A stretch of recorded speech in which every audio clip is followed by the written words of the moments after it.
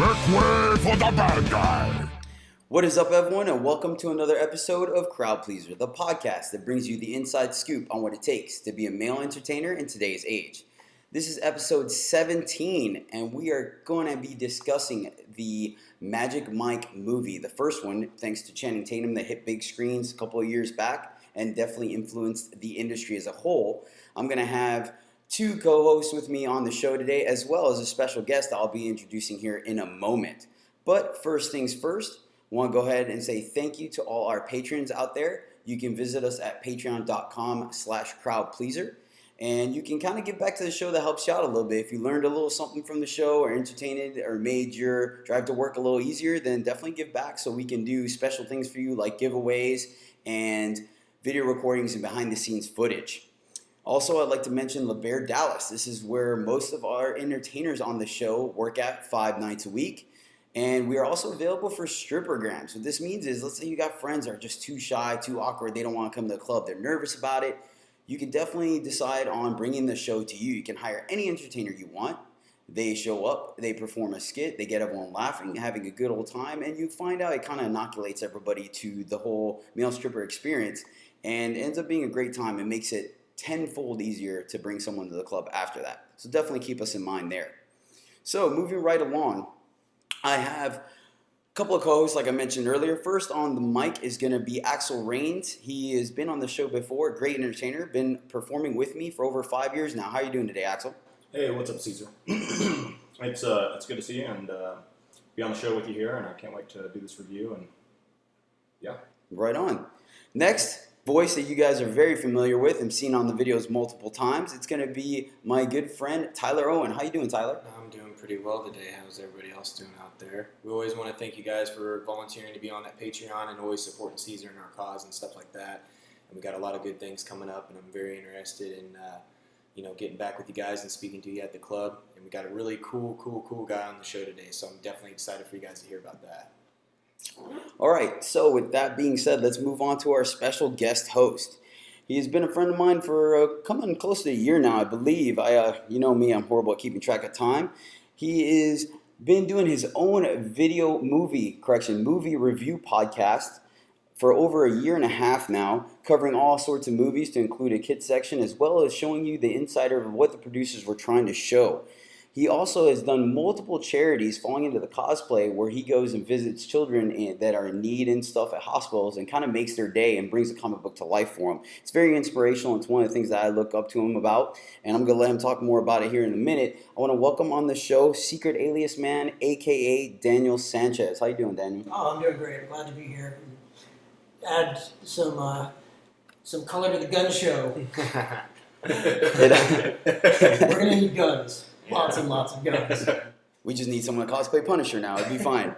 So let's go ahead and talk a little bit about you, if you don't mind, Secret Alias Man, real quick. Tell us a little bit about your podcast. You can find it on Fanbro Friends, but can you tell me the actual title of it, please? The actual title is The Fantastic Justice Squad Super Wonder Brother Friends Who Review Stuff. Yeah, that's pretty. It just rolls off the tongue. It's pretty easy to catch that. Not an issue.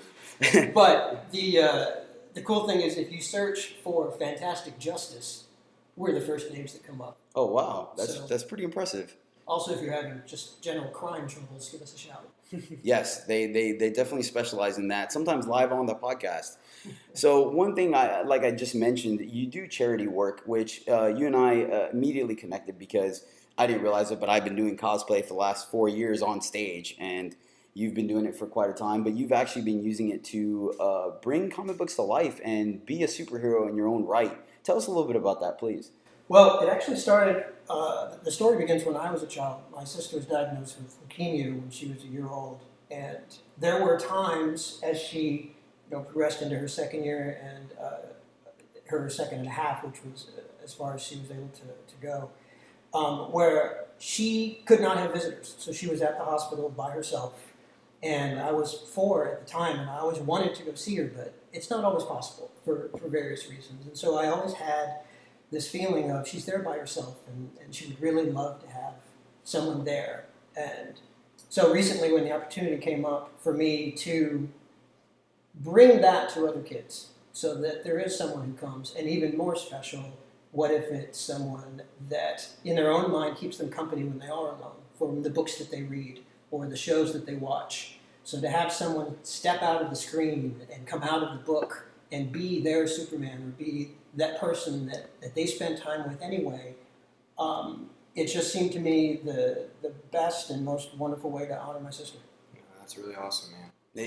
It's definitely, like I said, we spoke about it a little bit, but I listened to your podcast and you talk about some of the things you do. Like recently you talked about the prop crowbar that you have and making it, not even just showing up, but actually sometimes, I believe a couple podcasts ago, you mentioned where you had like a 5-person skit where one of the villains showed up and the Justice League showed up and fought him off and stuff. And it's just great because I could totally see these kids' eyes just being like they could walk into Disneyland, except you brought it to them in their hospital, so in their hospital room. So I think it's fantastic. I'm really glad you mentioned it, and hopefully we can inspire some other cosplayers and people like that to donate a little bit of their time for a good cause. It's cliche, our future and whatnot. Why not? Well, and also you get just as much out of it as the child. So. Yeah, I believe it. I believe it. I definitely I'll leave the information on your podcast, but if you can listen to the crowbar story, it was quite humorous because it goes beyond the hospital room. So I thought that was kind of humorous. But I anticipate this being a little bit of a longer podcast. So with gentlemen, let's go ahead and dive right into it. So what I want to do is I wanted to take Daniel's expertise and familiarity with the movie review, because like I said, I absolutely love your reviews, as well as having some of the entertainers on the show to discuss the inner workings of Magic Mike, the first movie. And the reason why is because I feel like both of the movies bring their own sense and view of the industry. So I want to talk about them individually and kind of discuss how the movie felt as a standalone, as well as how it relates and how accurate it is to real male entertainment, because obviously every club and every city has its own persona. So moving right along, diving right into it. Daniel, if you can go ahead and start us off, just because I want an outsider perspective on it. How do you feel about Magic Mike as a standalone movie? Not knowing entertainers, not being to Le Bear or any club like that. Just strictly, you went to the movie theater and wanted to see a drama, so to speak. All right, I've seen it 3 times, but never in the theater. And I watched it again last night just to refresh. But as a standalone movie, it's what I would consider a docufantasy. It really does peel the curtain back so that you can see a world that you've never seen before. And a lot of it is based on true events. It's from Channing Tatum's own experience, which is the seed of the source material. But of course, they have to make it a gripping story. And so the characters are enhanced, and each one is given something that you can identify with. But that's the sign of director Steven Soderbergh. I mean, they brought in an A-list director to make this movie. If people aren't aware, Steven Soderbergh directed Oceans 11, 12, and 13. Oh, wow. Okay. Now, if you haven't seen Oceans 1 through 10, you really should go back and check those out. I'll have to do that. Make it a marathon. Yeah. It's a weekend. Wait for a long weekend and sit down and catch up. You actually catch George Clooney before he had the salt and pepper hair. Right. Some binge watching, yeah. Mm-hmm. But, I mean, the man is an Oscar winner. He directed Traffic and Aaron Brockovich. Okay. Yeah, very good. Very good movies. How do you feel about it, Axel? Well, along with you as well, we kind of have a unique take on it because we started approximately 3 to 4 months before the movie was released. I think it might have been I think we were dancing a little bit longer than that. I felt like I kind of had my feet underneath it. Well, I started at the end of March of 2012. You started kind of mid-March, I believe. Yeah. Okay. And the movie came out, if I recall correctly, was the end of June. Oh wow! Oh, you're right. You're right. Yeah. It was kind of a unique experience. I remember walking in the office one night and Alex was in there and he was watching this preview. He was like, "I don't know if this is gonna make our industry good or if it's gonna kill us." and there was this whole kind of tension about it from an entertainer perspective of, "Hey, look, we're either going to be superstars overnight or I'm going to need to go look for a different job." Yeah. So it was interesting to go through that, and of course we were at the Angelica over off of 75 and Mockingbird, and we did the promotions, and we're out there with our shirts off. I have tons of pictures with Angelo, with DJ Nick, and Alex, and we did all of that, and so, but then we got in the theater, and we did our whole dancing thing, and we watched the movie. And I think after the movie, we kind of came out and were pretty impressed. You know, at first, you know, everybody was like, no, it's not portraying dancers correctly. You know, like they did GHB and you know all of that in the movie. That's quite you know, and of course we were all like, we can't really tell people that goes on, but obviously it's happened in the past. But the club's obviously cleaned up some since. Yeah, Joe's sitting there tying off, you know, and Yeah, it's like, Yeah, but I mean, I've certainly seen that in the industry. You know, we don't do that, but you can certainly go to clubs where you can find that. Oh, of course. So I found it, you know, pretty accurate overall as a movie. Certainly with the emotional distress and things that you go through, and pressure from your owner, and then, you know, pressure as a dancer, and you know, and life, you know, the job doesn't stop on stage. Yeah. You know, essentially, not nitpicking any kind of you know, quote unquote normal job, but you show up at your desk, you sit at your desk, you do your job. As soon as you clock out, you leave your desk, and most of the time, people leave their work at home or at the office and whatnot. Some don't, but for us, it's not. It's almost a lifestyle, and it's really neat. So you and I were dancing at the point where the movie came out. Tyler, you were not. So what was your take on Magic Mike? So how many years ago was that? 2012. 2012, so it'd be roughly 5 years. So 5 years ago, I think I was working in the oil field at the time. And I actually didn't see the movie in theaters or anything like that. And the most crazy thing that I remember about it was that I was like, man, I think I could do that. And ironic enough, 3 years goes by and my life takes me in a whole different route, and I end up becoming an entertainer. But at the time, I was heavy set. I was out of shape. Yeah, that's what I was going to ask you, if you were still overweight. So in the back of my mind, I was like, yeah, that'd be really cool. That's kind of every man's dream, blah, blah, blah. All the girls were crazy about it. And from my perspective, it was always something that any normal average guy would be like, that would be really cool. I wonder how that really is. Or you're either looking at it this way, it's a chick flick and you don't even want to watch it. So it's one take or the other. So from a normal guy's standpoint of, an average 9-to-5 guy or a blue-collar worker, so you want to call it, it's a little different. You can look at it one way or the other, kind of be like, that'd be cool, and watch it with your girl, quote-unquote, it's a girl movie. Or watch it by yourself secretly in your room, and you're kind of like, all right, I'm going to watch this movie, and nobody's going to find out. But for me personally, I thought it was a really good film, and I didn't really know on how well it portrayed that general lifestyle. Yep. But for me now, looking back, it does hit some of the points, and if you go into intricate detail and depth on how the actual film is portrayed from the young individual that gets started in the industry, it really does take over people's lives like that sometimes in a negative or positive fashion. Depends on if you want to go in Channing Tatum's direction or the young kid's direction.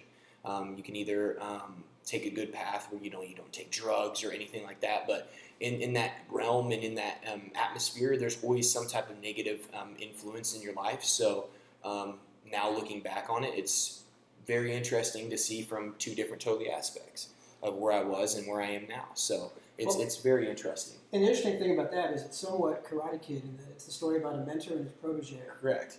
And you can take that out of the stripping story and place it almost in any other genre, and it's still, it's the Obi-Wan, it's Of the course. Luke. I agree. And you see that the mentor goes through struggles of his own that, Mr. Miyagi, we later learned in other Karate Kid features, had a past and a love of his own. And he was a real person. He was not strictly the sensei. Right. And you get to see that in the Channing Tatum characters. He has his own dreams and aspirations, and he has his own brick walls that he hits, and his ability to not get alone, and just the things, ironically, he lives such a non-regular guy life. And yet he tries to do something such a regular guy thing, which is just go to the bank and get a loan, and that he's denied. Of course, yeah. It's to even capitalize on that, to go from that standpoint right there, it's so different because we do run into those problems that some people are like, hey, I can get a loan because I get a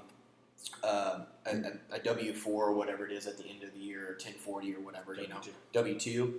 So he's very competitive. He does 2 W-2s at a time. He staples them together. 1040 W. Exactly. Yeah. Exactly. No one's got to do me. He fills out his 2080.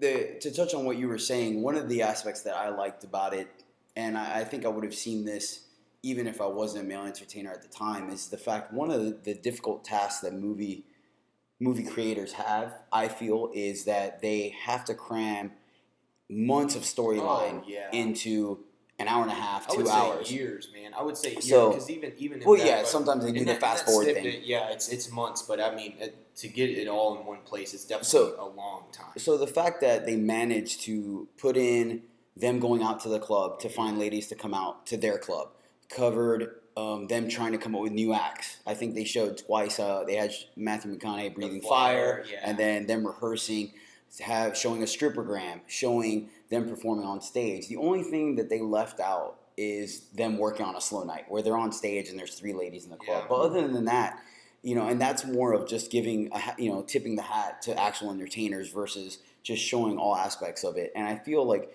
they really did a lot with the time they were allotted, and it might have to do with the producer's skill set, but I really appreciated that. Where I feel like I would have been felt so much more educated after seeing the movie because of how much they did cover. They could have easily just been kid gets recruited and then show everything about the club, and then that's it. But like you said, they showed Channing Tatum trying to get a loan and realizing what a cash business does to your quote unquote credit.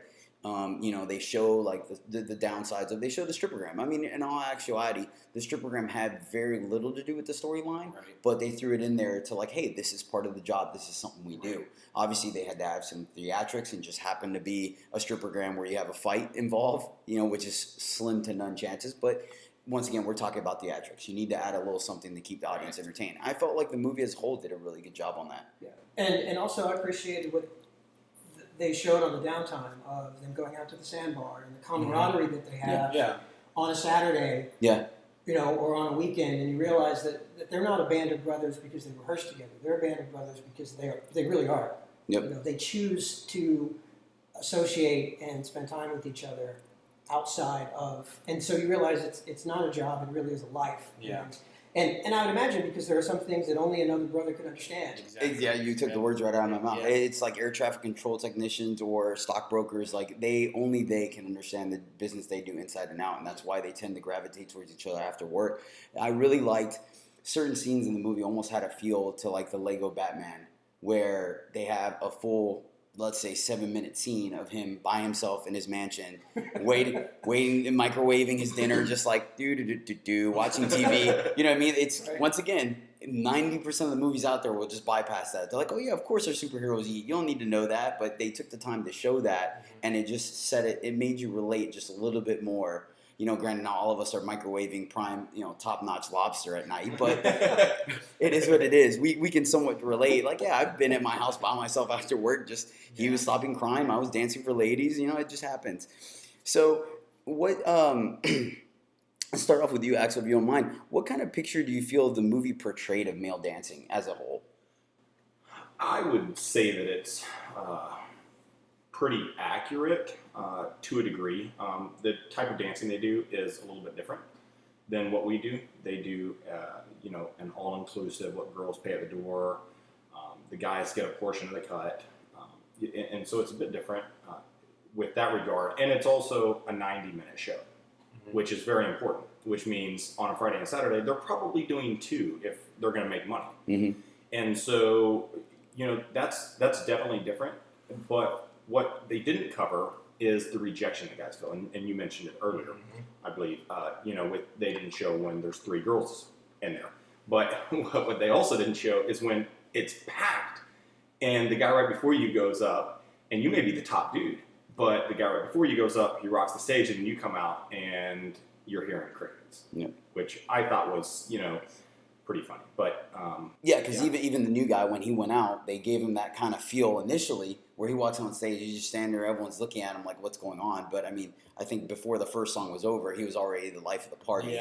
That is not necessarily the case in real life. I mean, it never would happen like that. A new person coming out on stage like that and some tidy whities would.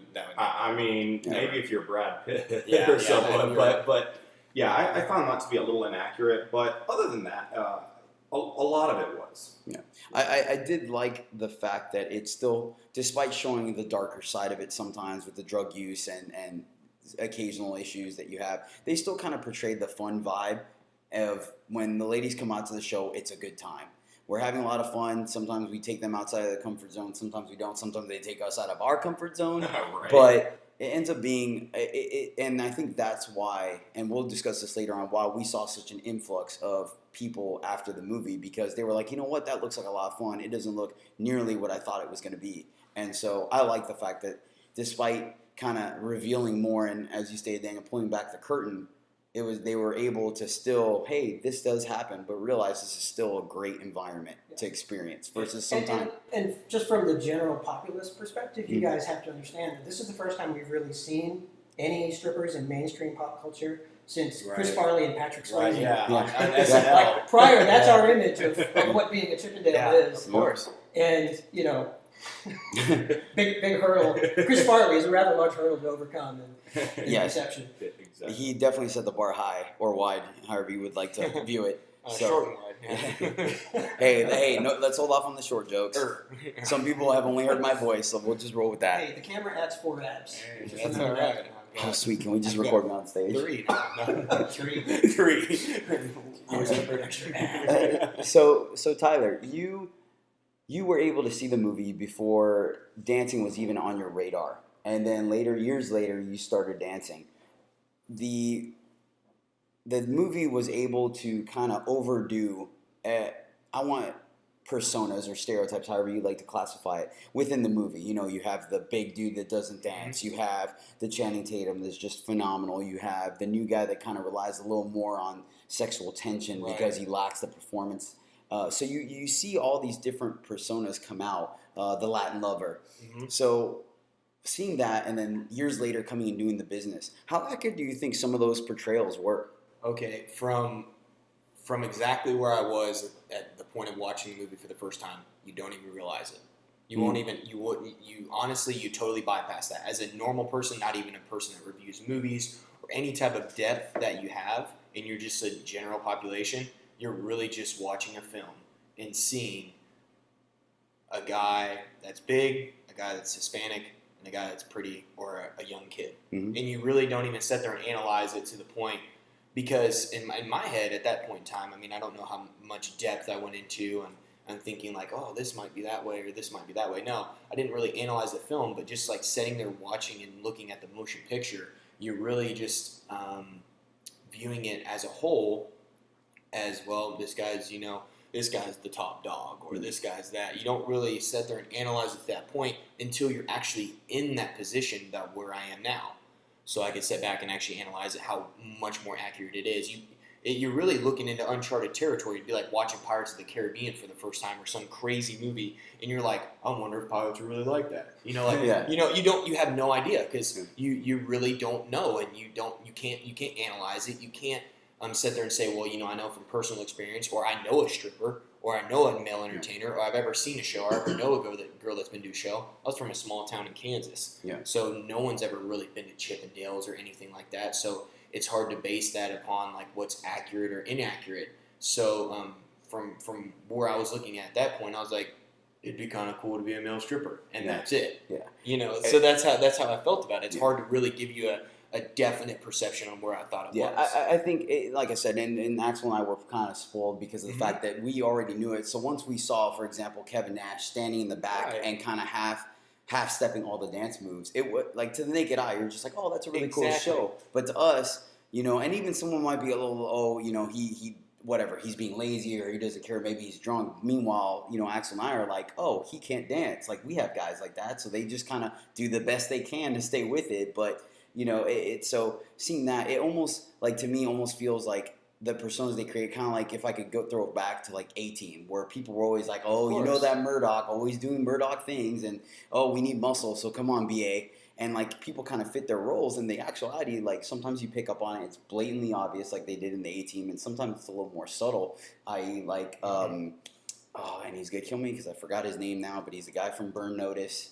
Are you talking about White Collar? Yes. Matt Bomer. Matt, thank you. And the reason why I say it's funny. My spirit animal. Yeah, it's hilarious because he, if I could take a slight segue real quick, or detour. We went to go record for Magic Mike 2 or film, and apparently he loved me from the documentary, and I had no idea. So we're standing in line. All of a sudden, I just hear, "Is that Cesar?" And I like turn, and it's Matt Balmer, and he like just starts rattling off how much he loves me and this and that. And I was very flattered. I thought it was super cool, but I'm already kind of slightly awkward because I'm like, I don't know who you are. I don't have time to watch TV, so I didn't know. Right. And then I think halfway through it, he was like, "Oh, I'm so sorry. You have no idea. Like, I'm just talking to you like I know you, and you don't know me." And I felt kind of bad because I was just like, "No, it's really cool. Like, that's awesome." And I mean, even later on, I was like, "Well, if I can meet him again, then I'll try to spark a conversation." We were on the set. I didn't want to make a scene or whatnot, pun intended. But it was really neat. So. Same thing as well. His character was the spiritual one. So you have that defined. Mm-hmm. You know when he talks, you know where he's coming from. Just like other characters were very defined, and you knew what their reasons for doing what they did was. So how do you feel about the way that were you able to distinguish between the different characters, or was it just kind of a male entertainer is a male entertainer? No. I saw them all as people.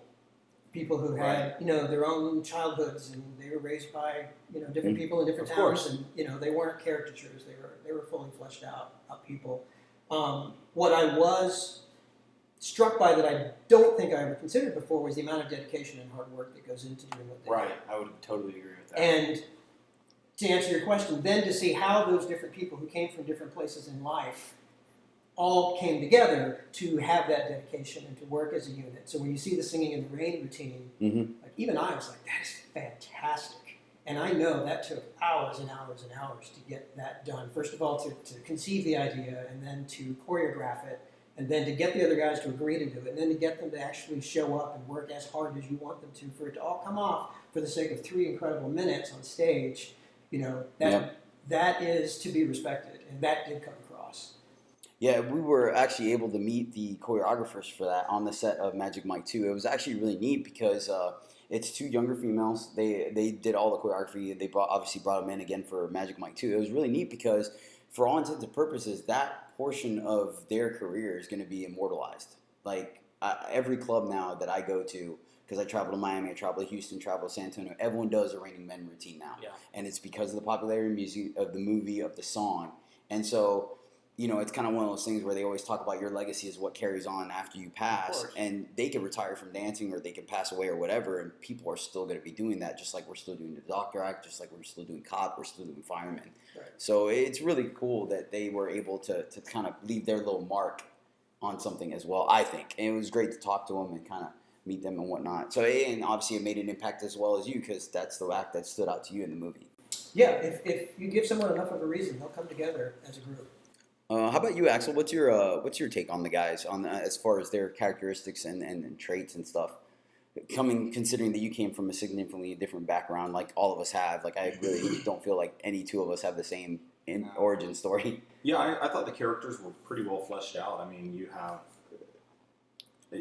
they did it very well as far as the characters. I really liked Channing Tatum's character because that's accurate. All of us are trying to go somewhere. All of us have aspirations, I think that's a very common misconception about dancers in general, is that we don't have aspirations. We're just doing this, hey, it's just fun, whatever. Oh, yeah. Or we're trying to just get messed up every night. Yeah. We're just making money and blowing our money as fast as we get it. Yeah, it can be fun, but it's a job. Mm-hmm. And, I appreciated that they showed, okay, hey, you show up and all that, but they're also working and building, and I really liked that they covered the struggle of that, because it's a struggle.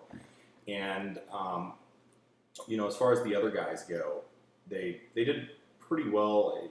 Obviously, as we said, like as a new guy, you're not going to start with that much popularity and all, but I can't dance. I appreciated that they put somebody in there that really couldn't dance, and then this last year, I made a new act for the strip club, and I went through that whole struggle, which was, probably several months and trying to pick out my songs and just like kind of listening to more music, because I don't really listen to music unless it's, primarily instrumental. Yeah, it was part of that process. I remember you would pick out a song and like edit it and be like, "Hey, listen to this. What do you think of that?" Like, and throw ideas off. And on the mixing, because I mixed in, I think 5 or 6 different songs Yeah. for it.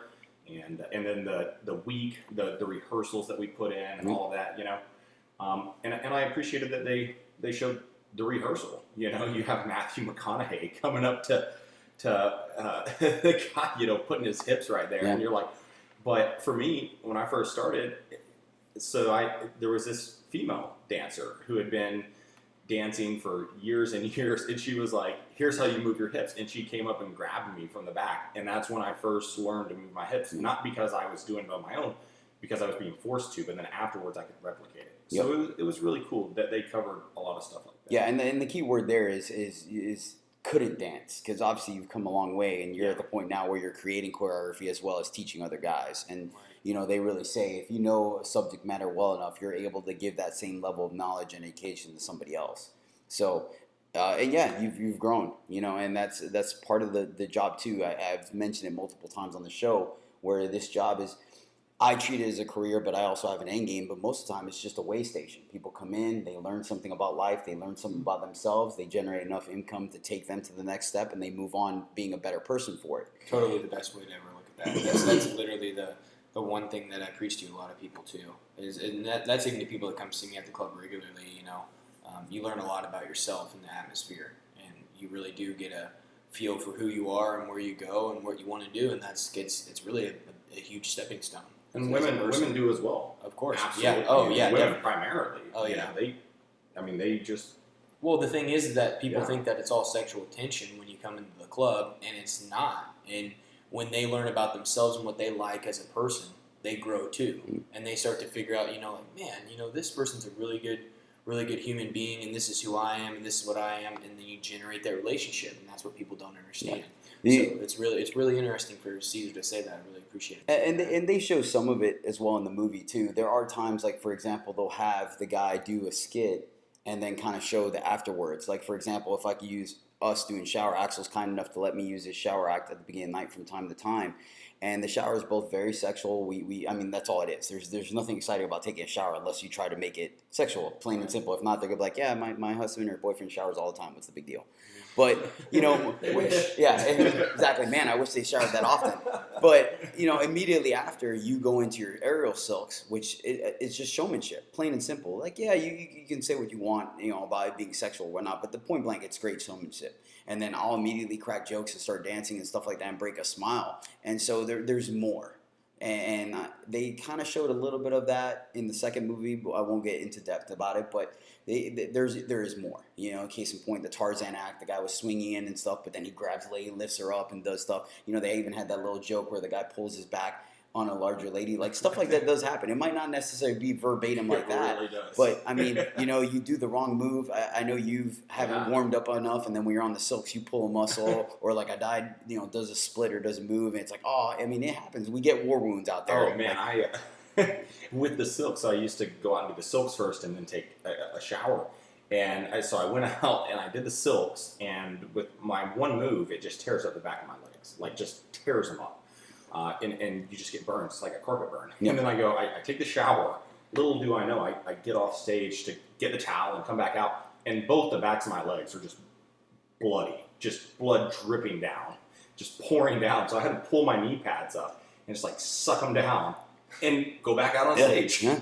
It's and so stuff like that really does happen. Yeah, every once in a while I'll smack myself with fire poi and I'll singe like some arm hair or something like that, and it's horrible because I stay on stage. I don't go off stage at that point, so I'm dancing and it never fails. Every time I do it, there's a girl that's like, does anyone smell smoke or something? I'm like, I don't know what you're talking about. No, everything's fine. Like, here, just some body rolls, and I just move on. And it's always like, I don't even know how to cover that. Like, I mean, I hide hitting myself pretty well, but I can't hide the burnt hair. I'm sitting here smelling it, so I try to throw that arm like behind me or something.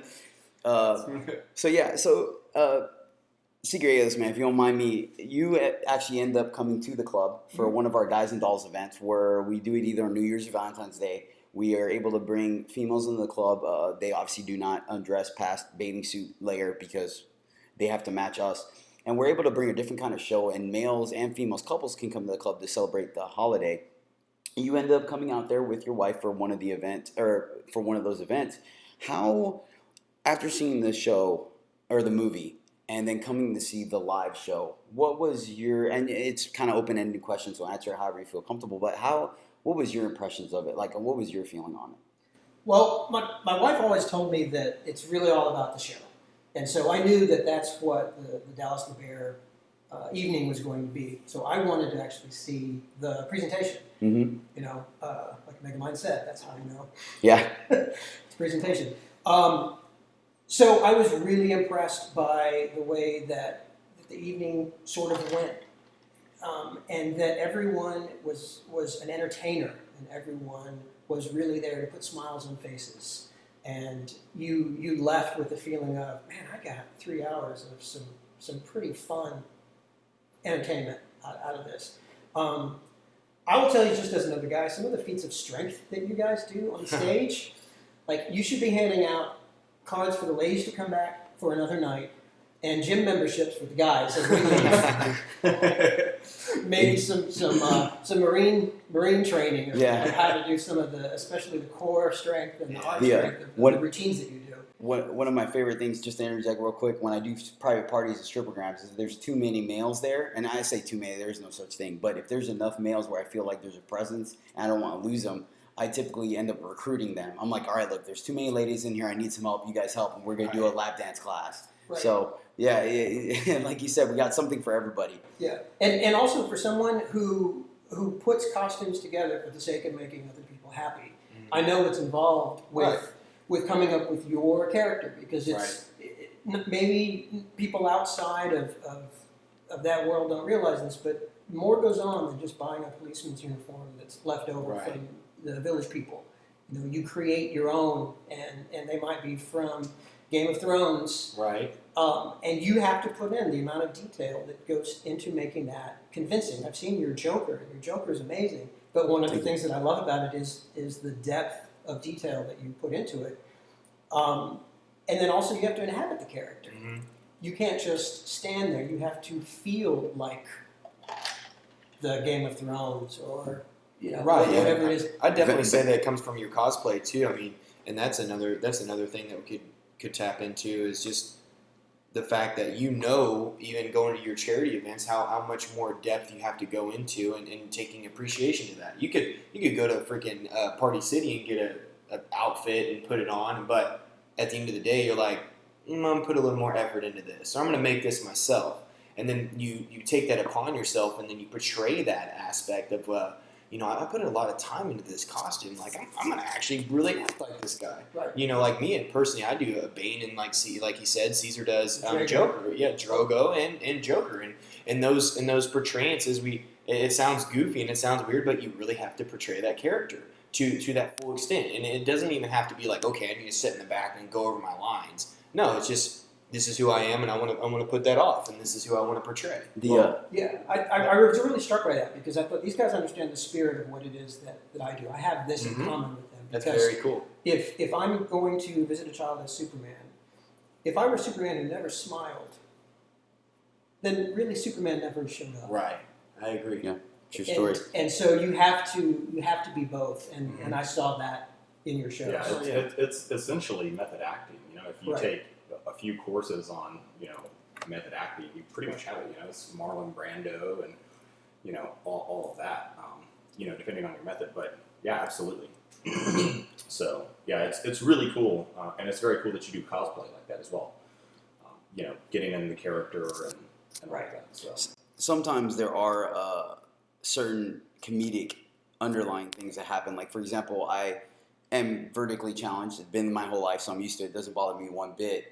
But you say that, you give me that look, which our patrons will see on the video. But the thing is that it's kind of awkward when I do, for example, Conan the Barbarian, Arnold Schwarzenegger style version. I do the intro, I come out, we look great. But when I've done it with Axel and Tyler on stage, here I am, the Mr. Olympia, on stage being all like raw. And I start off on stage by myself. So everyone's like, ooh, what's this dude? And then all of a sudden from behind the curtain come out these two 6 foot guys, freaking 500, 300 something pounds, and everyone's kind of like, yeah. Like, don't get me wrong, I'm still angry and I still play it off.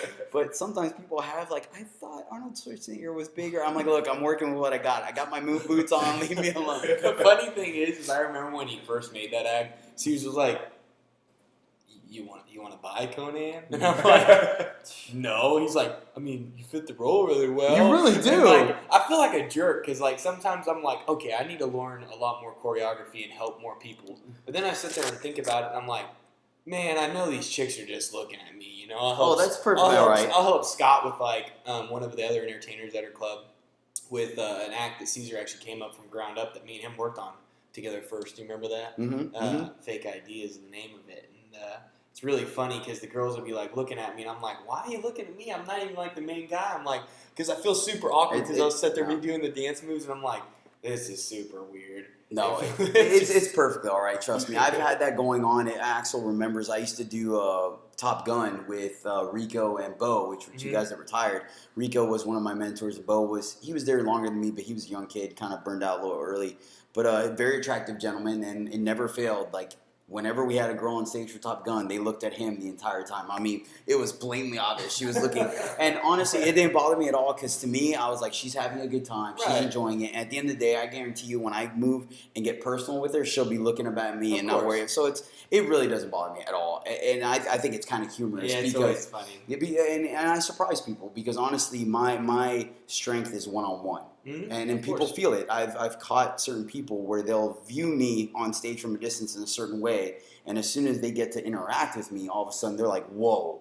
And I'm like, well, I'm not worried about, I put on a good show, but the real strengths lies beneath. And I've heard that about both of you as well, where people are like, oh, Axel's so intimidating, this and that. I don't know if I want to talk to him. And then every time that they're like, yeah, I finally talked to him. He's super great, super nice, really smart. I enjoyed our conversation. Like, it's almost, once again, cliche, but great old donkey. I mean, we're like onions with layers, Exactly. You have one level on stage, even multiple layers if we break it down, and so it's same thing. Like, for example, when I do Secret Alias Man, I'm joking around the whole time, making everybody laugh. And then as soon as I go one-on-one with the girl, I get sensual with it, and then I switch back to entertainment. So everyone does that on stage, and sometimes you catch it, sometimes you can't. I know I can't remember if you were able. I'm sure you did, but watching the show. But then there's also like a second and tertiary layer to the show where you see the guys interact with the women, and then watching the women react to the guys. And if you were able to see that, that's what I tell people all the time. You come for the show, you stay for the people watching. Yeah. Well, what I appreciated is that all the guys raised the level of the room.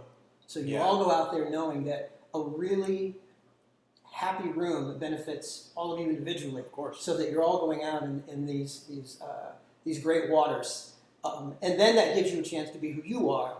But that rising tide raises all ships. And I just thought, well, that's a really great way to have an evening where even if a girl was shy, they still felt like they were in this great room having this great time. Of course. Yeah, the atmosphere is totally different. I mean, did your whole perception of the club change after you actually watched the movie, Cesar? Do you think it changed for anything better, worse, any different? Physically, we saw an influx of people. Because I think that you and Axel's situation and mine and David's is actually almost the perfect review on this. Daniel, I said David. Sorry, my brother will be very happy. Your brother's David? Yeah. That's funny. But the funny thing is that I think that all of us really cover the topic really well. I mean, you guys already started in the industry for a small amount of time, and a couple months or so, and then I wasn't even in it, and Daniel wasn't even in it, but he has really good depth perception of how everything was portrayed, and I'd love to know what you would think, Cesar. I mean, you always have really good insight on stuff. I know if your perception of the club changed, or if you felt like it was more accurate or inaccurate or anything like that. I mean, that's a really deep question. It's something we could definitely go into later on because we're kind of doing okay on time. Honestly, it's an evolving dynamic. It never changes. You'll see it the longer you're here over time. Certain shows become popular, certain shows don't. Certain styles, music, everything changes. If you don't change, don't get me wrong, there's still some great golden oldies that work and everyone knows, but then there are other songs that were popular for a certain summer And if you play them later, no one knows them or it doesn't have the same vibe. Same thing with shows and stuff like that. Vampires, like Axel does a vampire, I do a Dracula. You know, if an Underworld movie came out or, you know, they do an anniversary edition of Interview with the Vampire, then those shows kind of get more popular. But then there are other times where you do it and everyone's just like, I think I'm going to go to the bathroom now. Right. So it's one of those things where you can never just kind of put your finger on it and be like, there, that's it, I've solved it.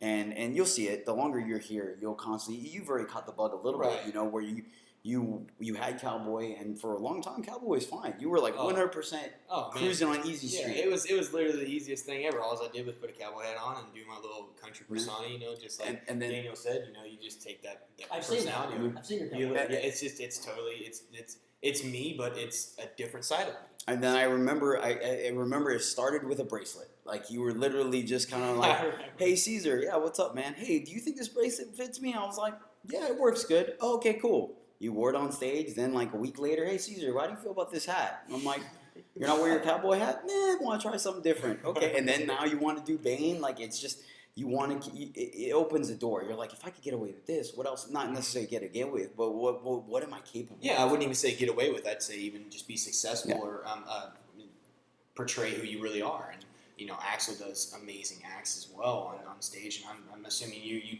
love to take different roles on cosplay.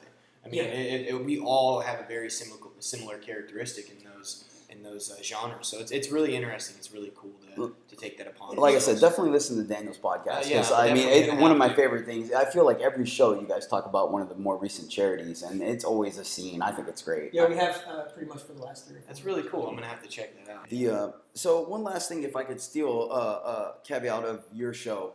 Real quick, Daniel, because obviously all three of us would recommend the movie because it's how we get people in the club. It did really well for business. But for you, seeing how it will not benefit you in any way, shape, or form monetarily, right?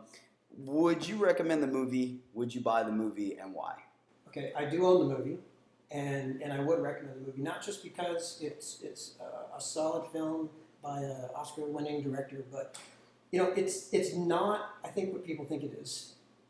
It's not even a stripping movie. You may not be aware, but there's only 19 minutes of stripping in the entire film. Wow. Yep. So let me contrast that with, in the entire film Silence of the Lambs, Anthony Hopkins only had 16 minutes of screen time. Oh, wow. So Hannibal Lecter himself left the impression that he left with us using only 16 minutes of screen time. Magic Mike did what it did with only 19 minutes.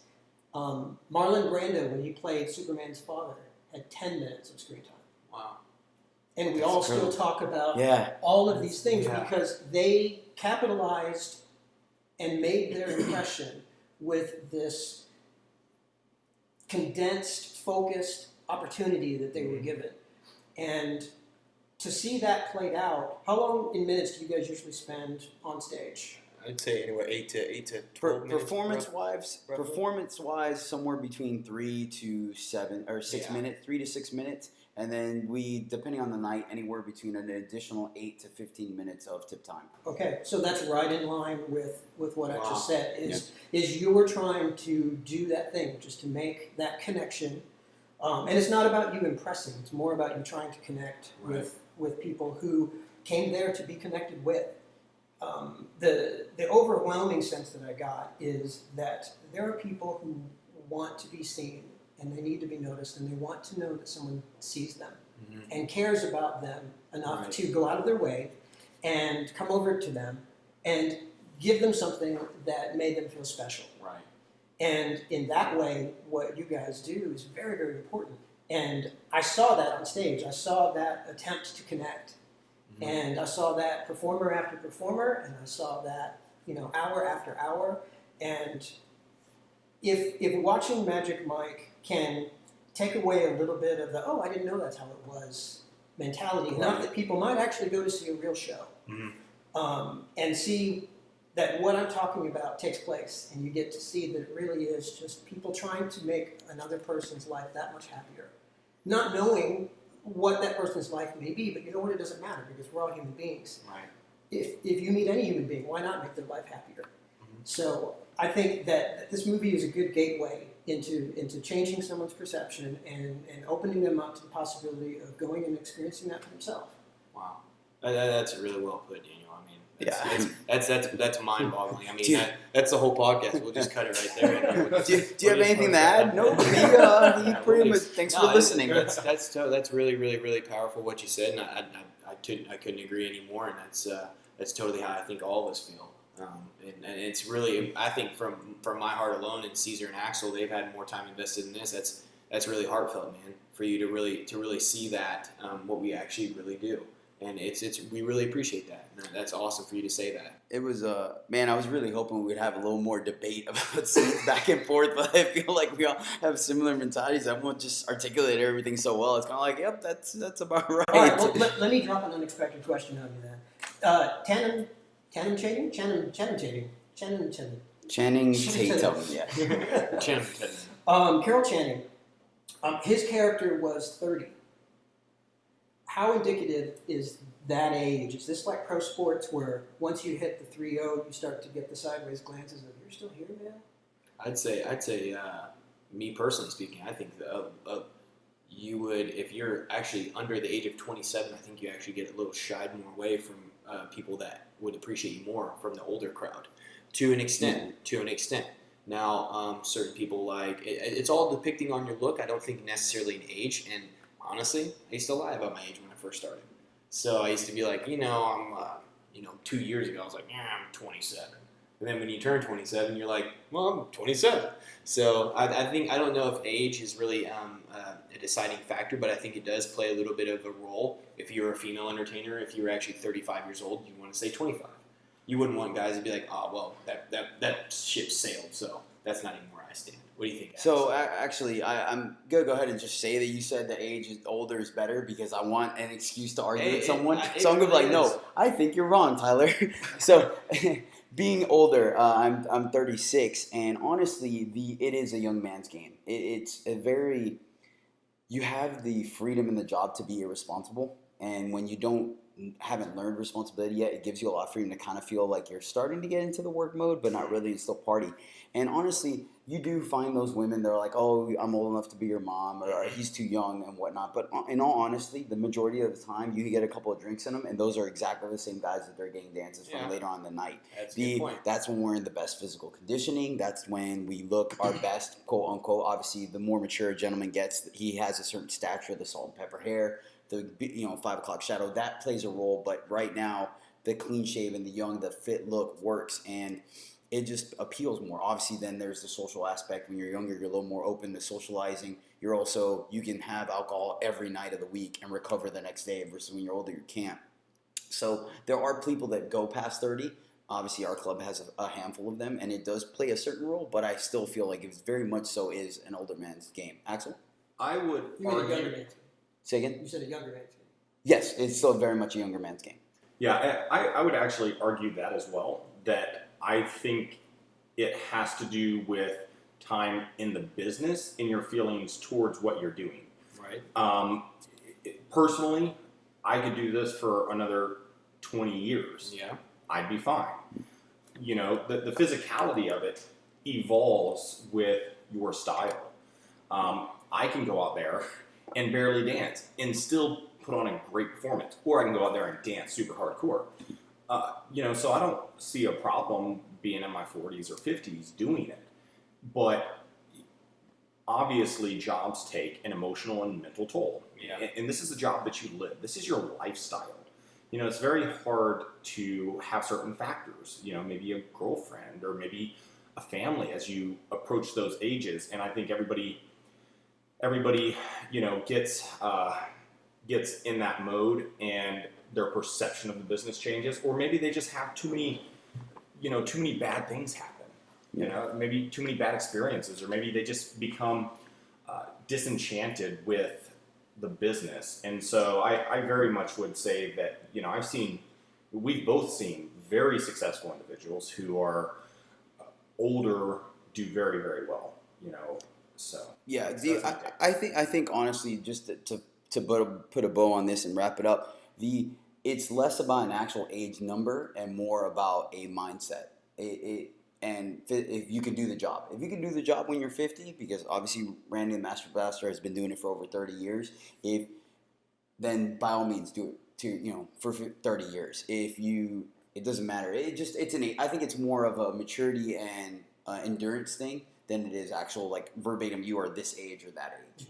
And physical attributes as well. If you're looking a little older, then it might affect you. If you look a little young, like most people put me in my late 20s, not my mid 30s. So I have the ability to go until I'm 40.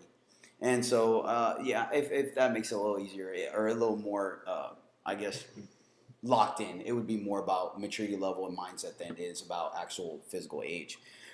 But let's go ahead and move on to the worst event of the week. We have 4 gentlemen this week, so we're going to bypass the best event. And so, Daniel, you've heard the show. Obviously, what we're going to do, if you have some kind of stripping story you'd like to talk about, then by all means, you're welcome to. If not, it could just be any worst event of the week. Just add a little humor to every person's day. I'll go ahead and start off. Mine is actually a 2 for a while. This is going to be a long podcast, so everyone enjoy the bonus footage.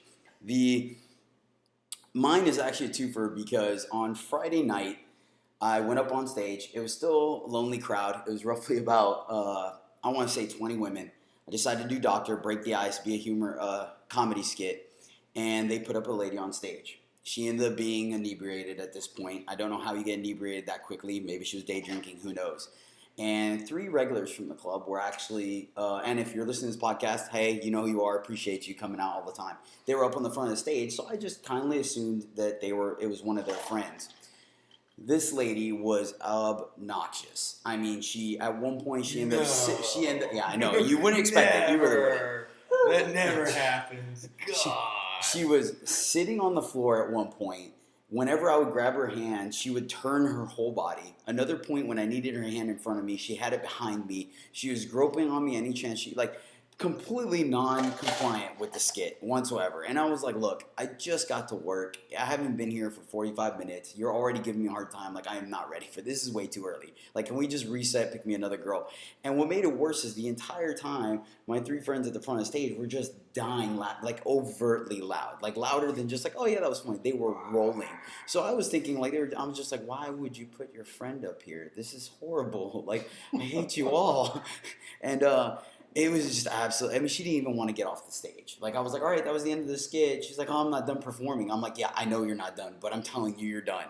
And I was just like, oh, God, okay. And then finally when I went up to him, I'm like, why'd you let your friend go up? They're like, we don't know that girl. She just sat with us. I'm like, and you didn't think it was going to be a problem on stage. I was like, thanks. Appreciate it, friend. Let me just get the number of that bus you threw me under. Was this Friday?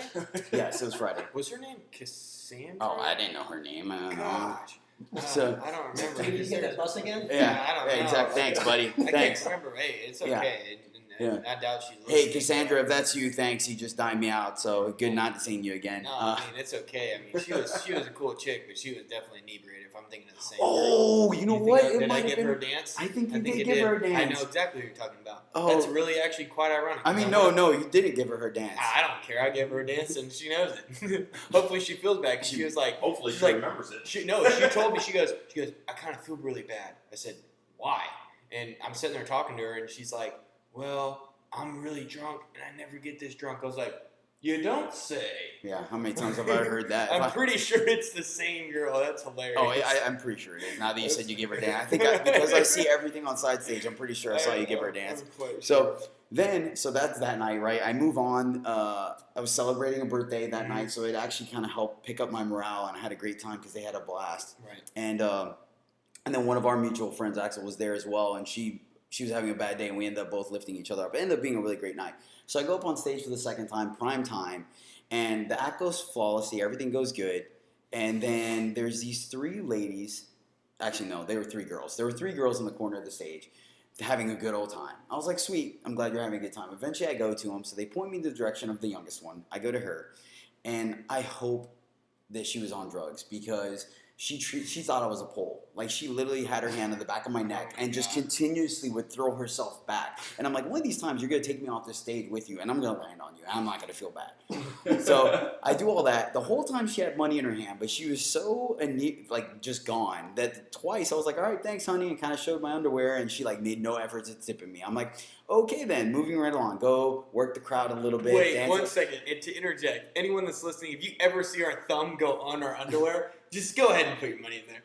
It's like, okay, Yeah. then we're done. Yeah. So if you see someone like ignoring that, just like take their hand and put it in there for us. Yeah. Either their time has expired or Yeah. we want them. Super annoying. Either that or they're doing that thing where they have their phone and purse in one hand and they're drinking their money in the other. It's like, sweetie, let's free up one of those hands because if not, we're just going to body roll in front of us. And, you know? God, I hate that. Don't worry, I'll take the phone. Yeah. It's a good tip. Or someone's like trying to make awkward eye contact with you, and you're just like, and they still looking at your head, and you're just like, Yeah. follow my eyeballs. No, my thumb is down here. My thumb in my underwear to the side. Look where you normally want to look at and then move about 30 degrees to the right or left. That's where we're looking That's at. horrible. Okay. That's your 9 o'clock. Yeah. So I move on. Eventually I come back to girl number 2. Girl number 2 is, she looks quote unquote normal. Like the other 2 are just having a good old time in Woodstock or whatnot. She seems normal. And then she's like, she points back at the younger girl. It's like, it's her first time, put her up. It's her first time, put her up. I'm like, okay, well, I already put a girl up. I can't do, like, next guy, well, it's her first time, put her up. I'm like, okay, apparently English is not working, so I'm going to move on. I move back off. I think maybe she gave me a dog. No, she ended up turning around and then tried to, like, booty dance on me while I was on stage and she was on the floor. I'm like, this is not working. I'm moving on. Once again, 0 for 2 so far. Oh my Go back, collect some more tips, dance a little bit for everyone. Go back to the final girl. She seems normal. She seems to be the one that's funding everything. I don't get that close to her because she's wearing a ball cap, so obviously we have that, space or whatnot. I'm dancing on her, and then I lean back, not even completely. I just lean back to do a body roll and kind of let her touch my chest and stomach, and then she just shoves me. Like, full force just, like, pushes me to the point where I had to, like, stand up to catch myself from falling back, and I'm just like, what? So I'm just like, I'm done. 0 for 3. We're good. Moving on. I'm just going to ignore this side of the stage. And when I look again, all 3 of them are like sitting Indian style at the edge of the stage, like on the floor, just having a powwow. I'm like, I have no idea what they're on, but apparently it must be working really well or really bad.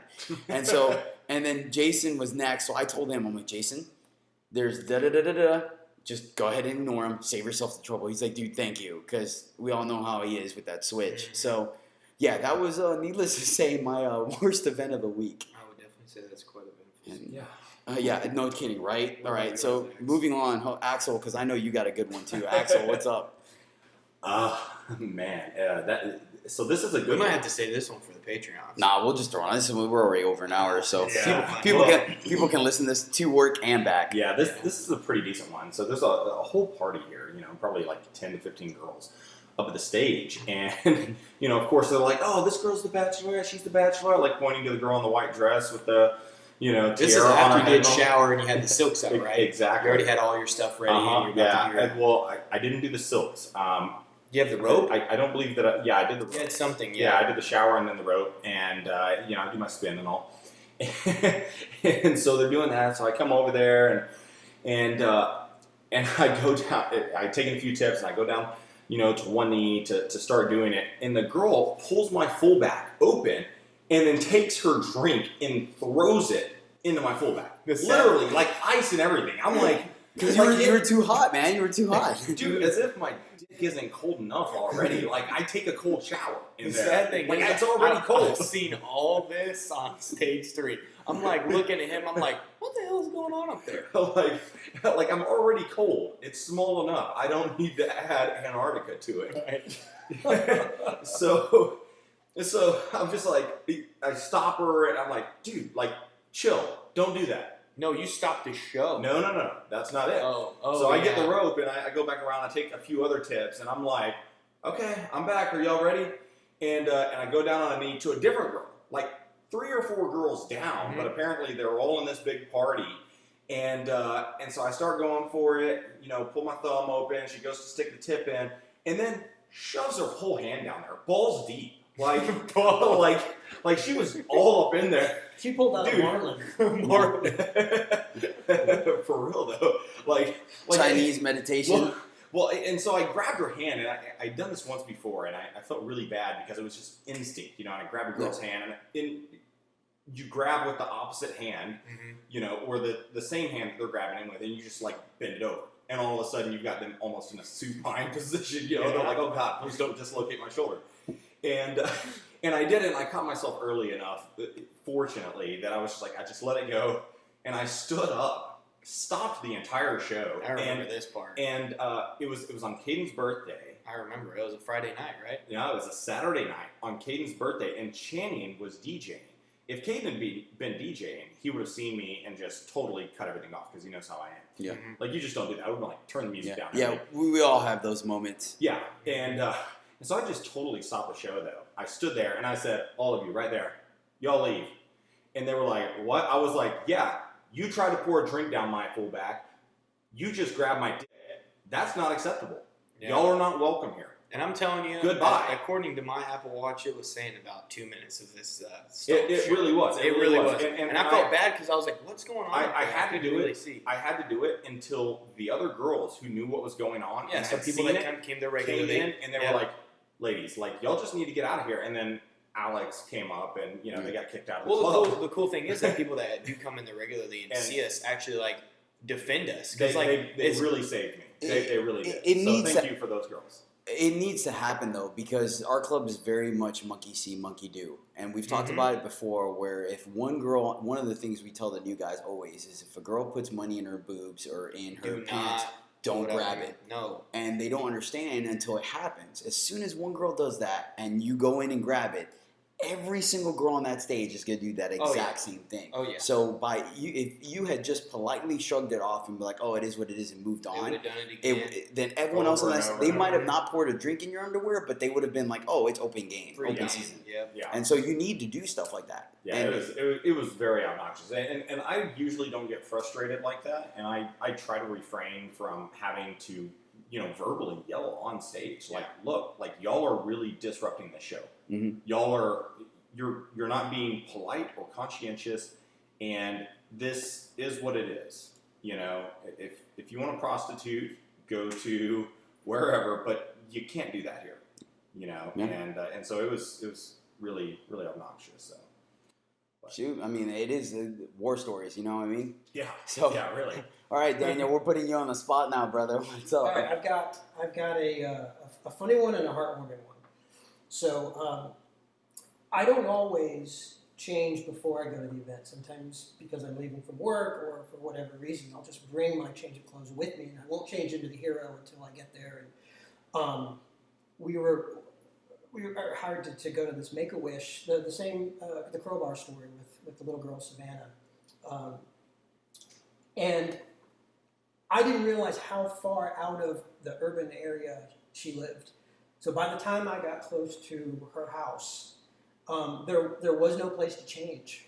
I'd gone far past any gas station or opportunities, and so I ended up pulling at the end of this dirt road, stripping down to literally nothing. Because ironically enough, this is your stripping story. Yeah. Boom! Bam! Yeah. In your face, Patreon. I want the tattoo before I leave. You didn't think Daniel was because a stripper. There's the real trick. To be a gentleman and to be Superman and wear that suit, A super gentleman. I wear a dancer's belt. And so I did. I stripped down to literally nothing because that's how you have to start. You put your dancer's belt on and then the rest of the suit. And I thought, oh my gosh, I'm in Hazard County. Like, please don't let some small town sheriff come by and look at me at the end of some dirt road just stripping for seemingly no good reason. Yeah. You're telling me you didn't see the drone up above surveying the land? I think there was a survey going on there. Actually, you know what? The horrible thing is the truth might have been even the wrong answer. Be like, what are you doing stripping? Oh, I'm going to go see a kid in the hospital. Like, Superman. No, this was a home visit. She had been released. Even worse. Yeah. We're making a home call visit. So whoever was surveying for Google Maps that day definitely got an eye. Yeah, exactly. Another thing that happened is we were on our way to an event. We also do education and we do like encouraging kids to read, and then sometimes we'll just give school supplies away. So this is one of the school supply events. And in this case, I was already in costume, and there was this guy in a white pickup truck coming towards the intersection, and he was wondering why there are people in costumes and what's going on. So he's driving, but his head is turned to the right, and he's not watching where he's going, and he's coming up to this crosswalk. So I'm in full Superman gear, and I see him coming, and he doesn't see that he's about to do this. So I just stand there, and I hold my hand out and look at it, and the flash of color caught his attention. And gotta imagine being this guy, right? Right. Oh, what's going on? Next thing you know, Superman is standing in front of your truck with the stop hand out. The squeal that his tires made. People were talking about that for the next half hour. Like, what happened? And he gave me this look, and it was the funniest thing because it was both horror and then the most sincere apology. Like, I'm sorry, Superman. So I have to imagine. Puffed up your chest a little bit, like. I really, really hope that I've changed this guy's life forever. That he will never, ever put himself in that situation again. Damn, Superman's after me. And the last one, the really nice one that I wanted to make sure to say is we are at an event called Love for Kids, and it's where they have kids that have physical handicaps, and it's out on a ranch. So if you can ride a horse, then great. But if not, they have a petting zoo. But it's just big open space. There's a little boy in a wheelchair, and he had the same disease that Stephen Hawking has. Oh, wow. So his arm movement is very, very limited. It can get to about here.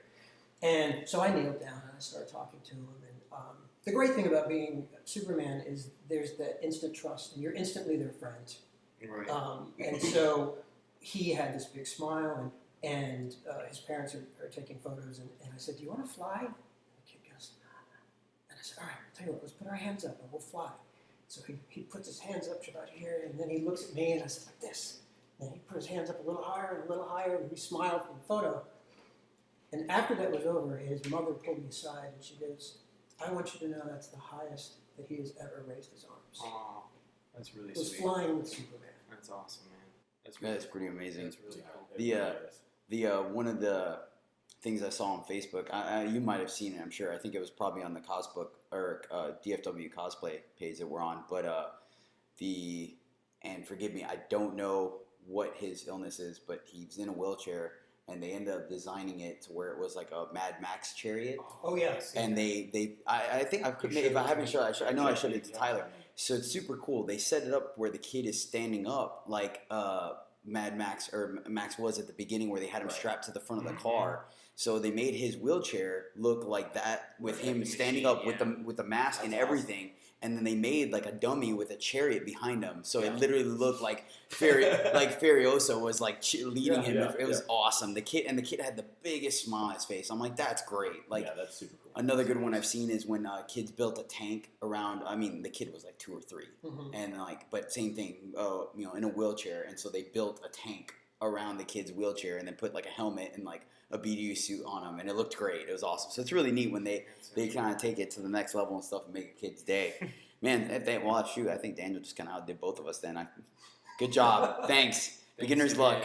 Daniel, this is your last All right. time on this damn podcast. No, I'm just kidding. I'm tired of the damn show being stolen. All right, Tyler, let's go ahead. Well, I'll just tell you guys this. Mine's not as cool as Daniel's, but I was just doing a cowboy on stage, and we all come out, and I got like 6 guys, 7 total, counting myself. If you ever seen the show, and we come out there, and they walk out, they clap, and I walk out, and this girl's like, "I'm gonna make it rain." So what she decides to do is take these like plastic quarters or $50 size things and shove them all over the stage. So I'm like, you gotta be kidding me. No freaking way. Anyways, so the next thing I know is I got people up on the damn stage trying to get them off. Because they're like, oh my God, these guys are gonna fall and hurt themselves. Right. So luckily enough, that was my worst event of the week. Is someone had to be a freaking jerk and take all them damn, like, I don't know, the ones they eat with the chocolate in them. That's about the size they were, and I was just like, oh my God, you gotta be kidding me.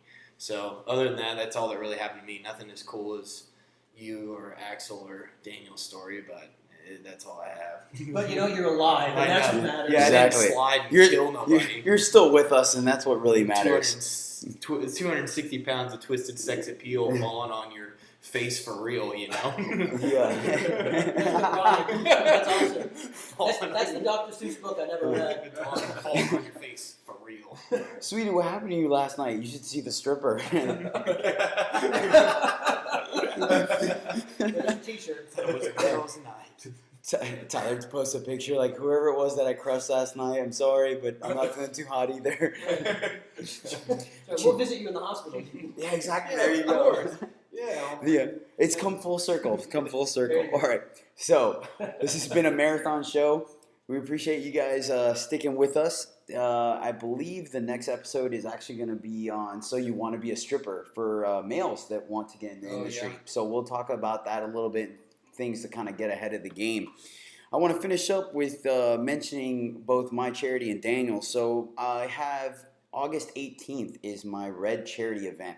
What this is that we are donating school supplies to an elementary school, a local elementary school. All we ask is you dress in red to just kind of push the theme a little bit and let the ladies that may or may not be there know, and who doesn't like dressing up.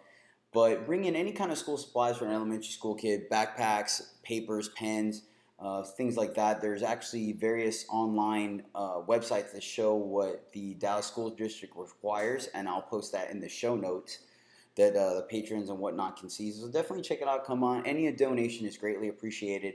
It's looking really good. I'm getting a really good response, and we're hoping at this point we might even be able to supply the majority of the school. Wow. So definitely help out, definitely be there, and several of the guys are going to do a lip sync battle for the main event to just kind of add a little more spice to the night. So definitely check it out, get your laughs on, and just be a part of something. So that's my charity.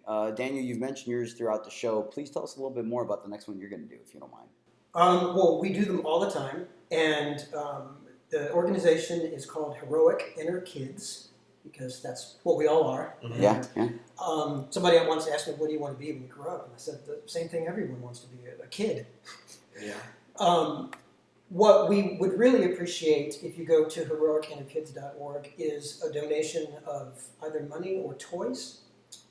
We don't just give toys out at Christmas, we give them out year-round with each of our visits. Very cool. So they don't sit around, we give them away as soon as we get them. So any toy, especially one that stirs a child's imagination and keeps them occupied for hours and hours when they have to be by themselves, Right. and so on. So Legos, coloring books, that type of thing is always welcome. And if you want to get in touch with me to either ask some other questions or just to see the different characters that I portray and costumes that I make, you can find me on Instagram and Facebook at Secret Alias Man. Awesome. Thanks. And great segue into a social media segment of our show. Thanks. See, that's a professional right there. Axel, you want to go ahead and let people know how they can reach you? Axel Rains. On just Facebook or Axel Rains. and your Instagram as well? Okay. Everything. Facebook, Twitter, Instagram. I don't really have LinkedIn. I didn't feel like putting. I don't know if anybody needs a stripper on LinkedIn there either. for I just like didn't feel like that was a strong enough networking platform. Understandable. Yeah, the best way to reach me on usually is social media. I have two accounts. One's Facebook and one's Instagram. Mine is LeBear, and then it's Tyler Owen on my Facebook. And then if you'd like to follow a fitness journey or anything else you need for personal motivation or anything like that, it's fit.owen, O-W-E-N. And that's another social media on the Instagram that I use regularly. But the best way to get in contact with me for strippergrams or anything like that is through Facebook. All right, great. And I will not go through my plethora of things. So the only thing I will say is you can catch this podcast on SoundCloud and iTunes via searching Cesar the Crowd Pleaser, and YouTube on Cesar LeBear, where you can also catch my reality show, which is So You Think You Could Dance meets Magic Mike meets American Idol, where you vote to see which gentleman stays on the show and which one gets sent home every week. We already premiered episode 1, and episode 2 should be coming out here shortly, probably in the next week or two. So definitely be on the lookout for that. All right, everyone, we really appreciate you listening into this show and bearing with us. You hopefully got to go to work, come back, and drive to work again and listen to this podcast, so you're welcome for that one. You get that for the low price of absolutely nothing, so thank you. Daniel, thank you so much for being on the show. Yeah, it's definitely been a pleasure. You are a true artisan at your craft, sir, so thank you for being on the show. Oh, thanks. I really like being here. Axel, great. Appreciate the time as always, man. You're always great to talk to. I've mentioned that before, so thank you again for being on the show. Absolutely. Thank you for having me. And we always want to say, girls, keep the rain coming, and we thank you guys for joining Patreon.